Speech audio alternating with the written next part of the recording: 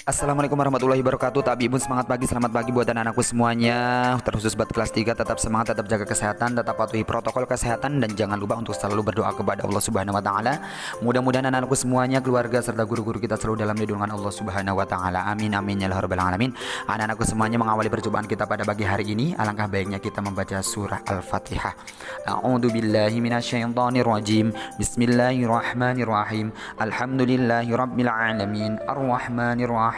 مالك يوم الدين إياك نعبد وإياك نستعين اهدنا الصراط المستقيم صراط الذين أنعمت عليهم غير المغضوب عليهم ولا الضالين amin. Alhamdulillahirabbil alamin. Anak-anakku semuanya tetap semangat ya, jangan lupa kalian mandi terlebih dahulu, kemudian sarapan sebelum menerima pembelajaran atau materi yang akan Abi sampaikan. Nah, untuk selanjutnya di bab 8 kita akan membahas di Al-Quran Hadis, kita akan bahas tentang surah An-Nasr. Nah, kalian tentu sering mendengar surah An-Nasr atau mungkin kalian sudah menghafalnya. Ya, kita akan bahas di sini di pertemuan kedua di pembelajaran atau pelajaran Al-Quran Hadis. Sebelumnya kita baca bareng-bareng ya bacaan dari surah An-Nasr. Bismillahirrahmanirrahim.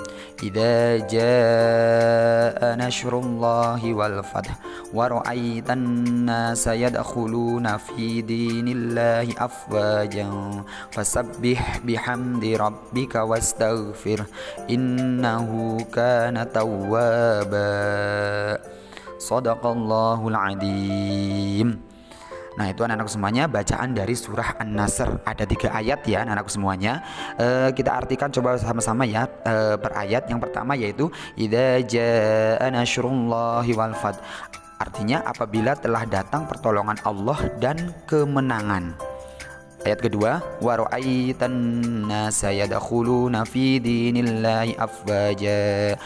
Dan engkau melihat manusia berbondong-bondong masuk agama Allah. Yang terakhir, fasabbih bihamdi rabbika wastaghfir innahu kana tawwaba.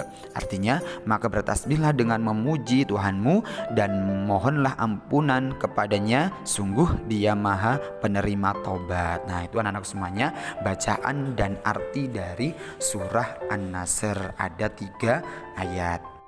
Kemudian anak-anakku semuanya selanjutnya itu memahami isi kandungan dari surah An-Nasr. Surah An-Nasr terdiri dari 3 ayat, tergolong surah Madaniyah, termasuk surah 110 dalam Al-Quran, diturunkan setelah surah At-Taubah. An-Nasr artinya pertolongan. Nah, itu ya anak-anakku semuanya. Ada beberapa isi kandungan surah An-Nasr, di antaranya yang pertama, surah An-Nasr turun berkaitan dengan peristiwa Fathu Makkah, yaitu kemenangan kota Makkah, yaitu ketika Rasulullah SAW menaklukkan kota Makkah. Yang kedua, kesulitan Nabi Muhammad SAW dalam berdakwah menyebarkan agama Islam, pada akhirnya mendapatkan kemenangan. Yang ketiga, perkara yang hak atau yang benar yaitu agama Islam pasti akan menang, dan perkara yang batil atau salah yaitu kejahatan pasti akan kalah. Yang keempat, bahwa pertolongan dan kemenangan itu datangnya dari Allah Subhanahu wa taala. Kewajiban manusia itu berusaha dan berdoa. Yang kelima, surah An-Nasr juga mengandung perintah kepada manusia untuk bertasbih dan memuji kepada Allah Subhanahu wa taala atas kemenangan yang telah diraih dan meminta ampunan atas segala kesalahan dan dosa yang telah dilakukan. Dalam surah An-Nasr dijelaskan bahwa agama yang dibawa Nabi Muhammad SAW pasti membawa kemenangan. Allah memerintahkan kepada hambanya agar meminta pertolongan dan kekuatan kepadanya.